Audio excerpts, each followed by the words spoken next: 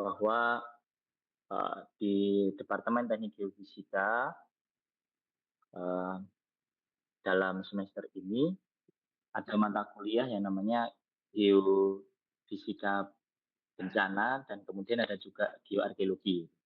Jadi memang yang pertama mohon izin Bapak Ibu bahwa ini mahasiswa kami yang kemudian ingin belajar kepada Bapak Ibu semuanya karena di dalam semester ini ada mata kuliah tersebut sehingga ini menjadi menarik untuk diskusi bersama. Untuk itu mohon izin untuk kami mengawali pada pembicara yang pertama. Mudah-mudahan ini adalah uh, yang pertama diawali dari Pak Yuwono, Bapak. Mohon izin sudah Iya, siap. iya. Sebelum itu kami akan menyampaikan sedikit tentang CV beliau. Jadi beliau ini adalah satu staf pengajar di arkeologi UTM. Jadi memang yang pertama memang kita khususkan untuk secara arkeologi bagaimana. Mohon untuk nanti bisa mendiskusikan tentang secara umum geoarkeologi yang global tentang pengalaman selama ini ketika apa namanya peradaban yang telah tertimbun. Nanti kemudian dilanjutkan dengan Bu Sri Mulyani spesifiknya tentang di lereng Merapi dan nanti Pak Amin khususnya di Jawa Timur. Karena boleh jadi pasti ditanyakan, wah IPS ini ngapain gitu. Karena memang kita coba untuk mengaitkan apa namanya teknologi peradaban apa yang kemudian kita pelajari untuk dari yang sebelumnya untuk mendatang. Baik, mohon izin untuk Pak Yono. Iya. Waktunya mohon Sekarang, izin 30 menit ya Pak. oh iya, nanti kalau kepanjangan diingatkan. Oh aman Pak, aman. Iya, baik Bapak Siap. Ibu, saya share materi saya.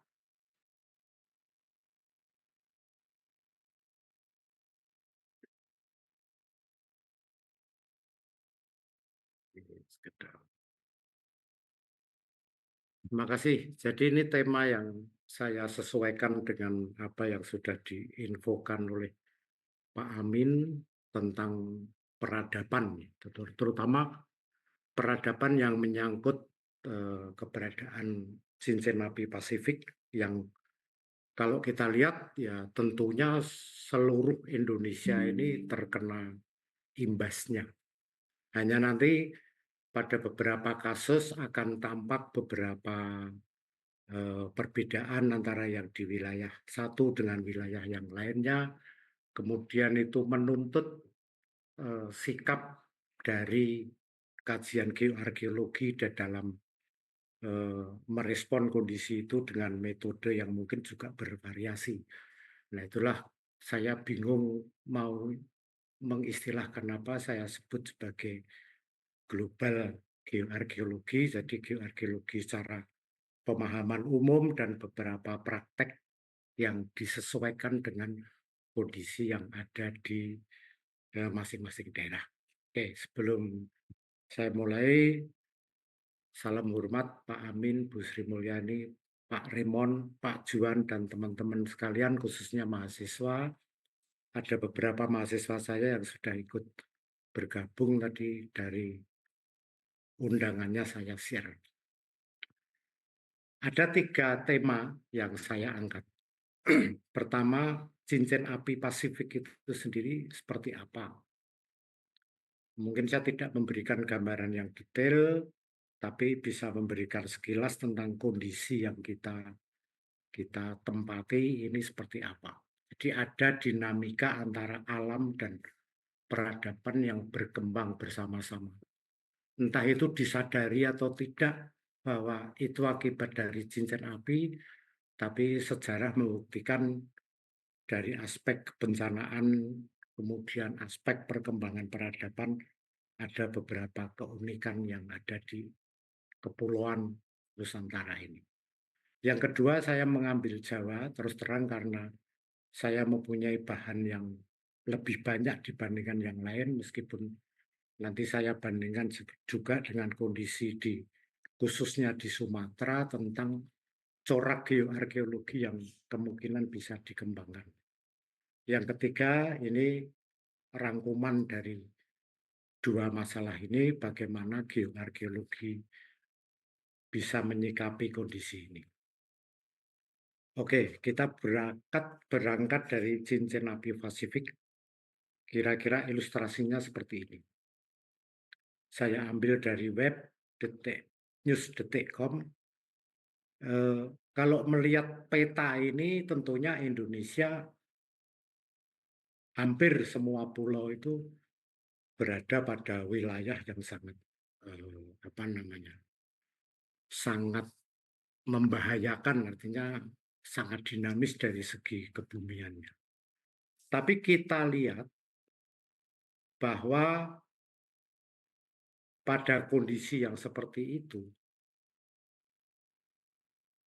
kalau kita gabungkan dengan kondisi demografi di Indonesia, justru wilayah ini cukup padat dihuni. Kemudian menjadi pull faktor bagi pergerakan bangsa-bangsa di Asia, di Eropa, di belahan bumi yang lain untuk beramai-ramai menuju ke titik di mana aspek kebencanaannya ini sangat tinggi. Sampai nanti kemudian berkembang peradaban India, Timur Tengah, dan lain-lain yang berkumpul membangun bersintesa di wilayah Indonesia. Atau daerah ini menjadi area tujuan atau area of destination dari bangsa-bangsa di benua lain. Hasilnya adalah keragaman jejak situs, jejak hunian yang dikontrol oleh dinamika geologi yang cukup tinggi. Salah satu gambaran tentang dampak tektonik terhadap kepulauan ini, misalnya kita lihat pada gambaran geomorfologi peta yang dibuat oleh Verstappen ini memberikan kondisi betapa konfigurasi morfologi di pulau-pulau di Indonesia itu sangat rumit, ya. Aktivitas kegempaan, vulkanisme sebagai daerah cincin api itu bekerja bersama-sama melalui sejarah alam yang cukup panjang dengan perubahan iklim global dan glasiasi. Belum lagi nanti tenaga-tenaga geomorfik yang menghasilkan kompleksitas bentuk lahan. Dalam peta geomorfologi ini yang tergambar adalah sebuah kompleksitas bentuk lahan dari bentuk lahan yang terbentuk secara kegempaan dan vulkanisme yang sering disebut sebagai initial form. Kemudian bentuk lahan turunan atau sequential form yang berada pada daerah-daerah aluvial. Di situ nanti terjadi perubahan garis pantai, kemudian fluviasi yang coraknya berbeda-beda di masing-masing daerah. Sehingga seperti di dalam geomorfologi pun kita mengenal tiga konsep residual, erosional, dan deposisional pada situs-situs kars yang berkembang merupakan situs-situs yang bersifat residual, sementara lahan-lahan terkubur di beberapa daerah pluviovolkan itu merupakan situs-situs yang terkait dengan aspek-aspek deposisi atau deposisional. Nah, salah satu potensi yang kalau kita lihat dari kondisi geologi dan geomorfologi global Indonesia ini, yang cukup memegang peran penting dalam kajian arkeologi adalah sebaran batuan karbonat yang ada di Indonesia. Yang ini kemudian nanti bertransformasi menjadi beberapa bentuk lahan kars. Kita lihat daerah Sulawesi, Papua, antara Sulawesi, Papua ini ke selatan cukup rumit, cukup banyak sebarannya, sementara di Jawa lebih terkonsentrasi di pesisir utara, di daerah Tuban, Rembang, kemudian Gunung Sewu, Jawa Barat, dan juga di Sumatera. Salah satunya adalah kemarin sempat diundang BPK 6 untuk mengunjungi kawasan Kars Padang Bindu. Di sana ada satu gua, yaitu Gua Harimau, yang merupakan satu-satunya gua di Sumatera yang sudah mengenal lukisan dinding. Nah, ini satu-satunya atau baru satu itu yang ditemukan. Kita belum tahu, menunggu perkembangan selanjutnya. Tapi secara umum dibandingkan dengan daerah Kars yang ada di Indonesia Timur, ini memang cukup menarik keberadaan Gua Harimau ini. Sedangkan yang di selatan, Gunung Sewu, Rembang, Blora, sampai Madura sudah banyak dikupas oleh teman-teman dari perguruan tinggi, dari ex Puslit Arkenas, ex Balai Arkeologi yang eh, tidak mengindikasikan adanya lukisan gua.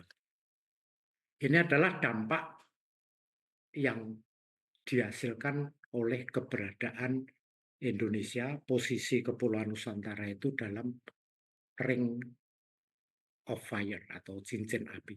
Karena peristiwa tektonik kemudian tidak hanya berhubungan dengan vulkanisme, tapi juga kemunculan situs-situs berkarakter kars atau saya sebut sebagai situs karstik.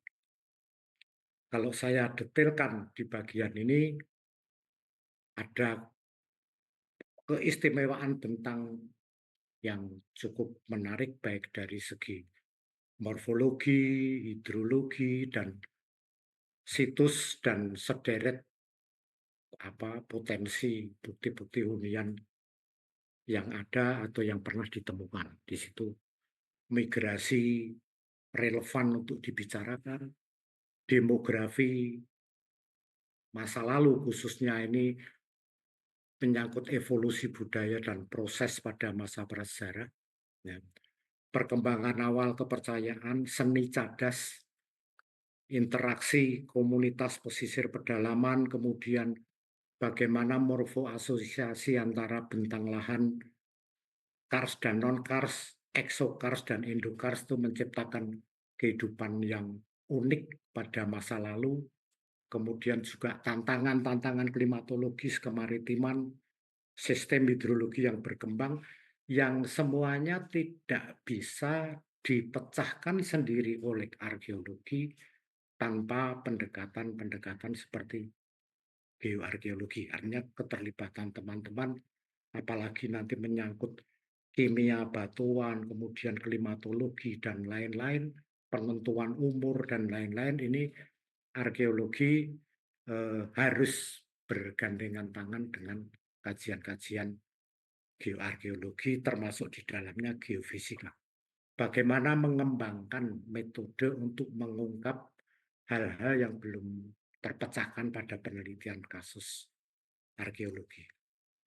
Kemudian situs-situs kars ini juga memberikan gambaran tentang keragaman dari sisi geologi, biologi, budaya yang pada beberapa tempat ini diangkat sebagai pilar-pilar pengembangan geopark, termasuk yang di Samosir, kemudian yang di Gunung Sewu. Kars juga mengembangkan potensi penelitian speleoarkeologi. Ada satu mahasiswa saya yang melakukan cave diving di sungai bawah tanah Seropan untuk mengumpulkan fosil dan artefak-artefak di aliran sungai bawah tanah untuk dilihat bagaimana transformasi seperti itu bisa terjadi.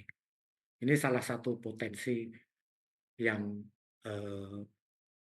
jarang dihubungkan dengan dinamika cincin api, tapi ternyata dominan juga di Indonesia.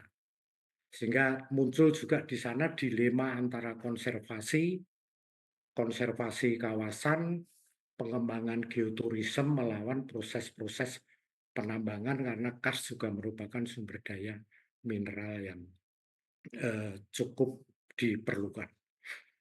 Kemudian Jawa, gambaran mengenai gunung dan lain-lain akan saya masuk pada bagian ini. Jawa dalam perbandingan. Mengapa Jawa? Saya lihat entah ini ada pengaruhnya atau tidak. Jawa merupakan pulau melintang terbesar di bagian tengah Indonesia, di mana eh, apa namanya, maaf ketutupan, ada eh, perbedaan lintang itu hanya sekitar 3 derajat antara lintang yang di utara dan di selatan, sehingga bentang bujurnya lebih besar. Ini dari segi iklim tentunya berpengaruh. Tidak ada perubahan iklim yang dominan yang cukup drastis di Pulau Jawa, sehingga hampir sepanjang tahun daerah ini enak untuk ditempati.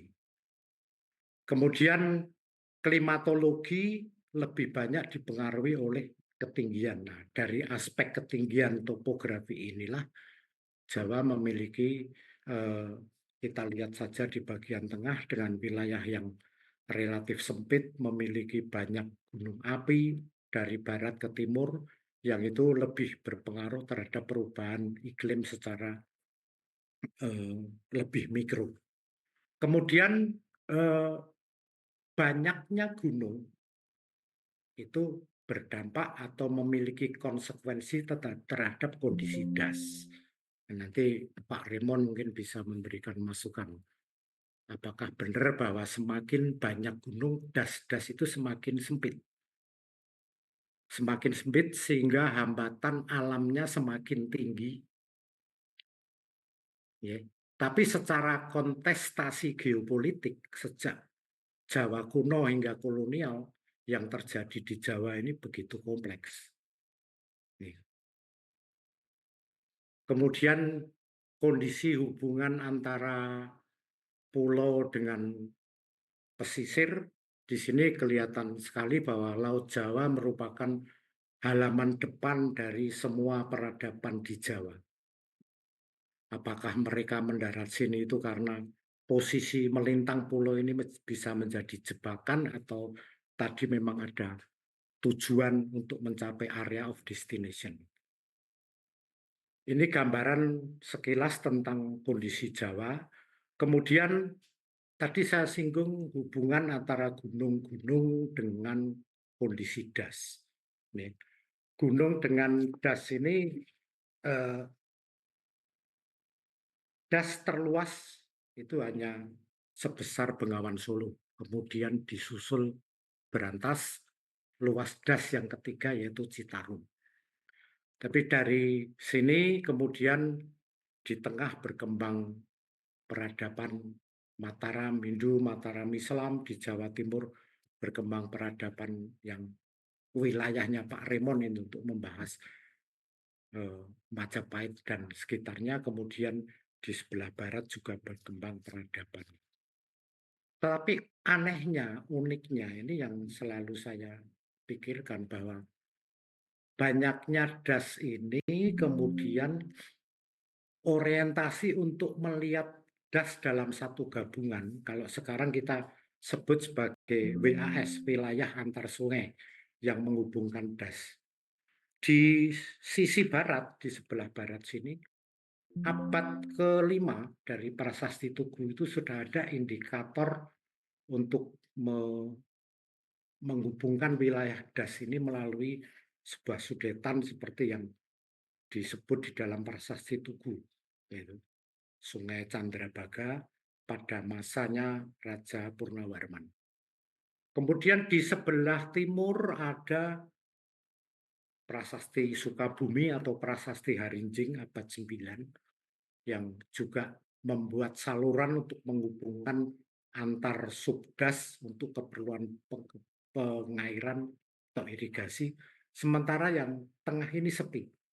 Nah, ini apa ada hubungannya dengan aktivitas vulkanisme atau memang belum ada teknologi seperti itu? Satu-satunya prasasti yang menyebut adanya jaringan sungai itu hanya yang ditemukan di Kedulan, ya, yang di sana diceritakan raja membangun bendungan 3 sampai 3 kali hancur karena lahar, tapi karena lahar Merapi, banjir lahar dingin, kira-kira di antara Kali Kuning dan Kali Tepus di sebelah barat Candi Kidulan. Tapi kemudian baru pada Selatan Mataram tahun 1942, konsep mengubah DAS menjadi WAS itu tercipta dengan menggabungkan Progo dan OPA. Nah, ini ada dua kemungkinan tadi itu, bahwa jejak-jejak peradaban yang ada di sekitar Merapi yang mungkin nanti juga disinggung banyak oleh Bu Sri Mulyani itu banyak yang hilang karena erupsi, atau ada persoalan lain yang terkait dengan kemajuan teknologi. Itu pertanyaan yang sampai sekarang belum terjawab. Dan di luar DAS ini ada DAS kecil, Progo, Opak, yang kemudian berkembang menjadi jalur penghunian masa percandian yang kemarin pada webinar sebelum ini juga sudah dibahas oleh Bu Niken. Ya, jadi dari aspek analisis, dari analisis spasial, lingkungan, kewilayahan, maupun hal-hal yang terkait dengan analisis mitis, mythical landscape atau spiritual landscape, ternyata juga das-das kecil yang terjepit di antara celah-celah gunung di Jawa ini memberikan gambaran tentang bagaimana hubungan manusia dengan gunung. Ini terus ini beberapa gambaran setelah masa Hindu, ya, masa Islam akhirnya tadi menjadikan bagian Jawa ini sebagai pusat peradaban tanpa meninggalkan mitos-mitos terhadap gunung. Nih, kemudian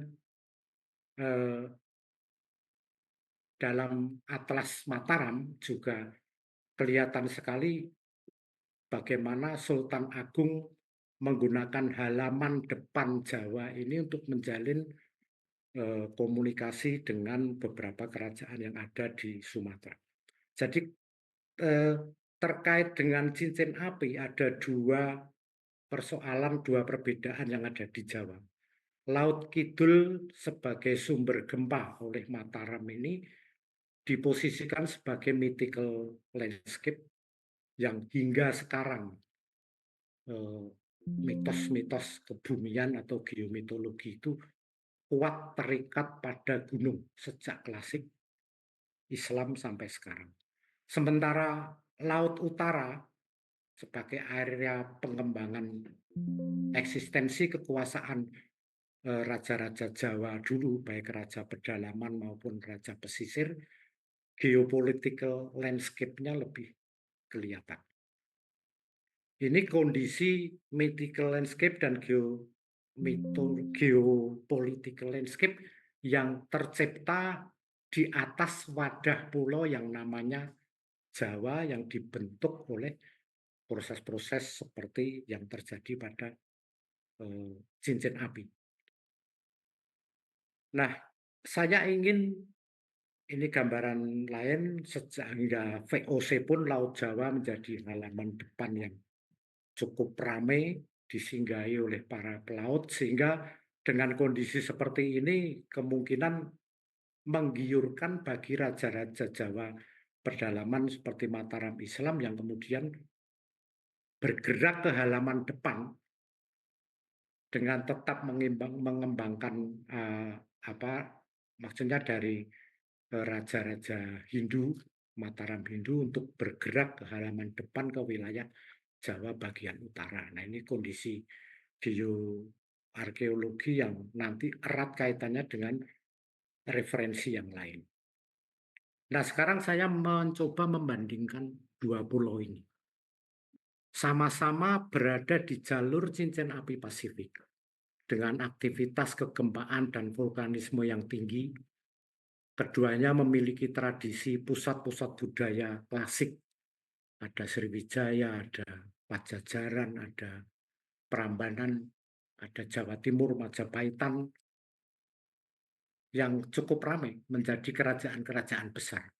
kompleks percandian besar sama-sama dijumpai di kedua pulau. Tapi mitologi gunung sebagai inti dari konsep Meru tampaknya lebih tumbuh subur di Jawa karena ada kitab Tamtu Panggelaran.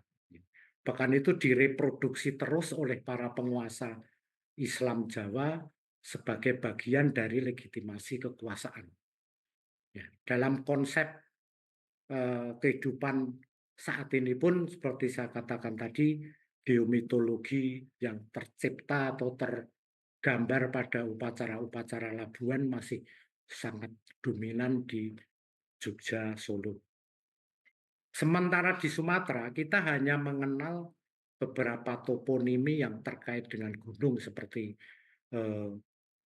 Sailendra itu Saila itu gunung, Indra itu dewa atau raja, Indragiri juga menggambarkan gunung, Malaya, kemudian ada beberapa tinggian seperti bukit-bukit, Bukit Siguntang di Palembang, Bukit Perak, dan lain-lain, yang ini penjelasannya ada pada artikel yang saya rujuk ini. Bahkan ngobrol dengan Mas Ari yang menulis buku ini, beliau mengatakan Raja Guguk yang menjadi marga di Batak, Guguk itu juga dalam toponomi peta-peta Belanda diartikan sebagai bukit atau gunung. Nah, terbatas pada gambaran-gambaran sporadis gunung-gunung, tapi skema mitologi seperti yang Jawa tidak cukup berkembang di Sumatera. Yang berkembang justru peradaban sungai.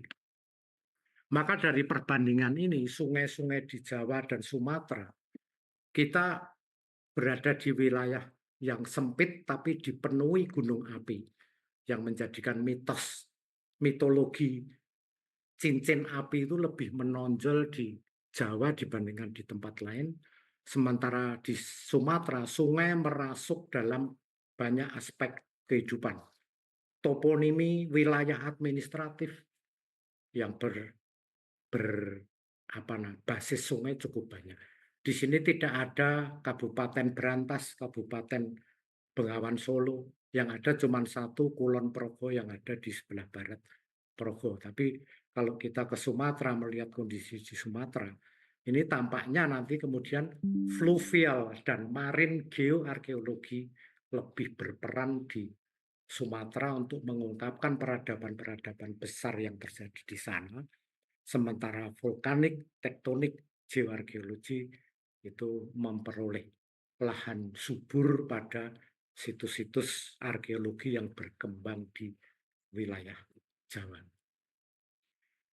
Tuh, kemudian dari gambaran ini poin terakhir, poin ketiga yang bagaimana dengan geoarkeologi secara umum. Jadi arkeologi dan ilmu kebumian itu mengemban tugas bersama mengungkap hubungan sejarah alam dan sejarah manusia dengan mengembangkan premis dasarnya sama. Situs sebagai bagian dari bentang lahan yang integral dengan ekosistem manusia.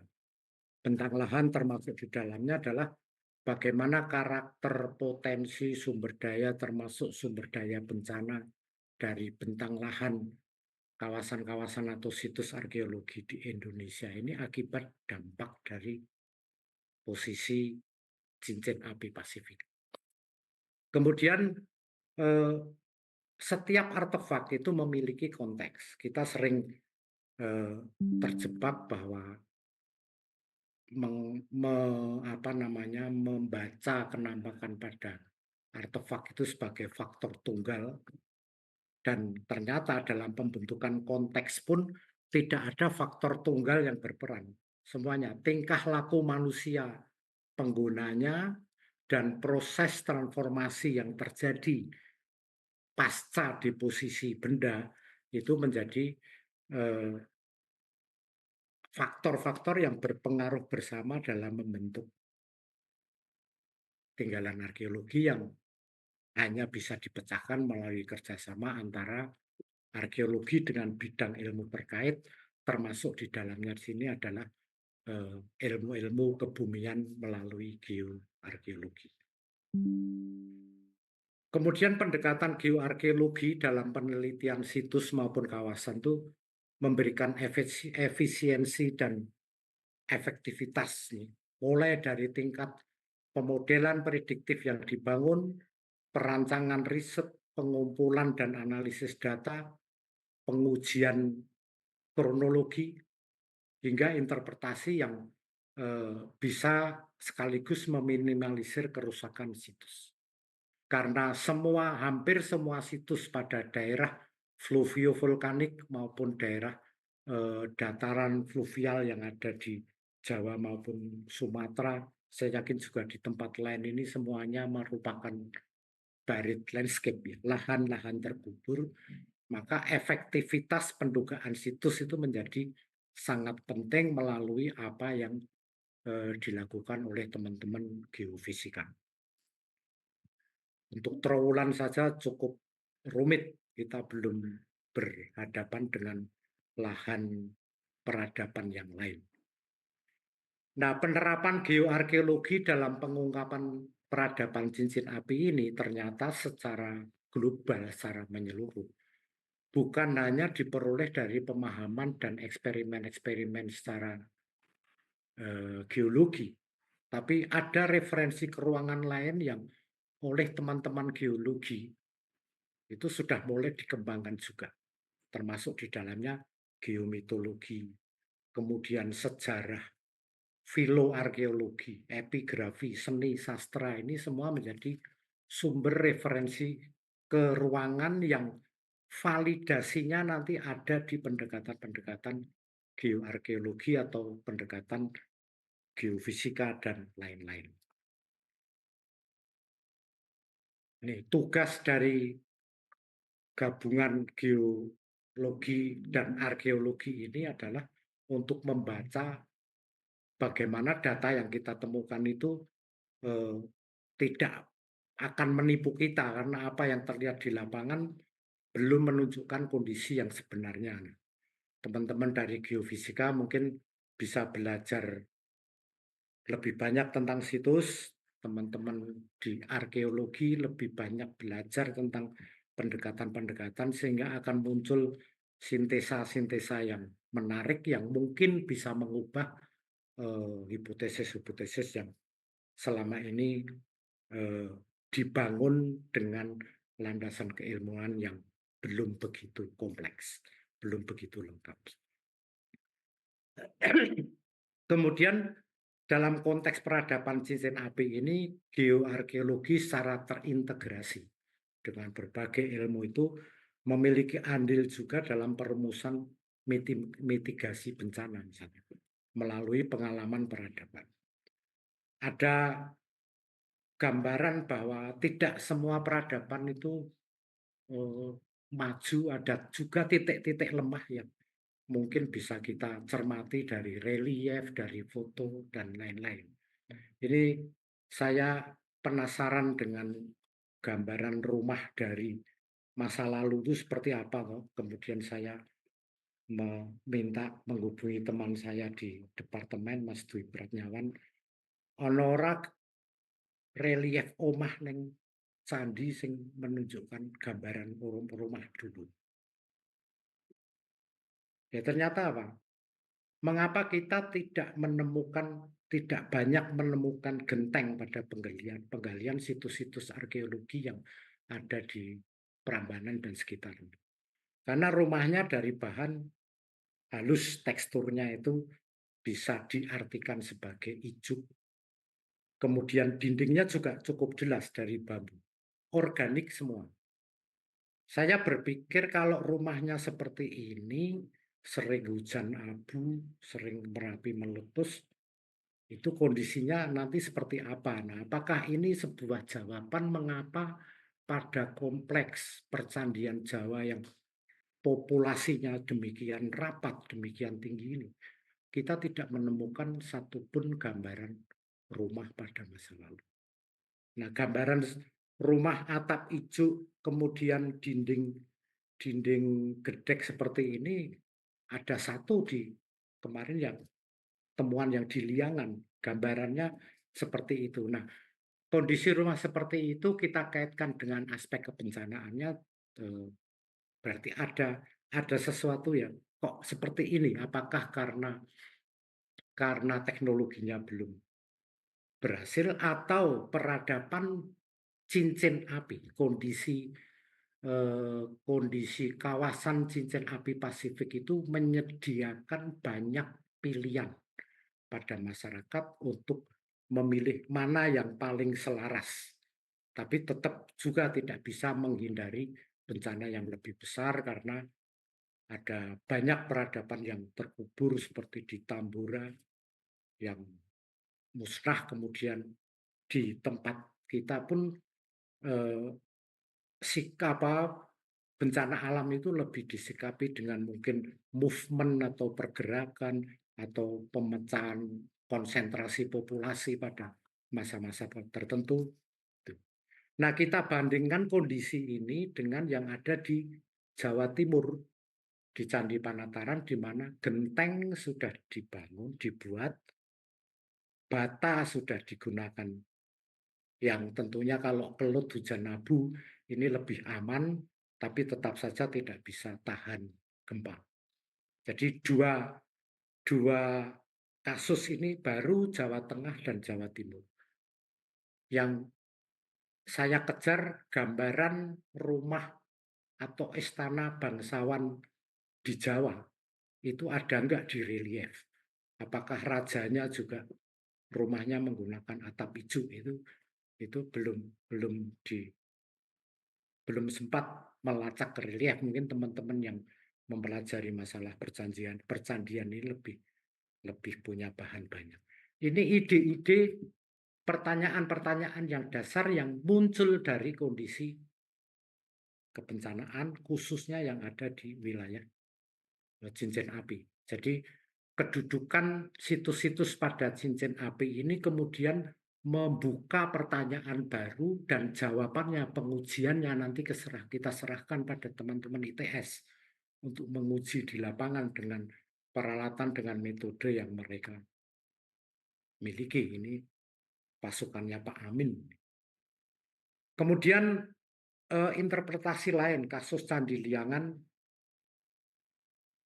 seperti kita lihat dan banyak juga kesimpulan yang menyimpulkan, mensintesakan Liangan itu dalam kondisi spasial denah yang sekarang bisa dilihat.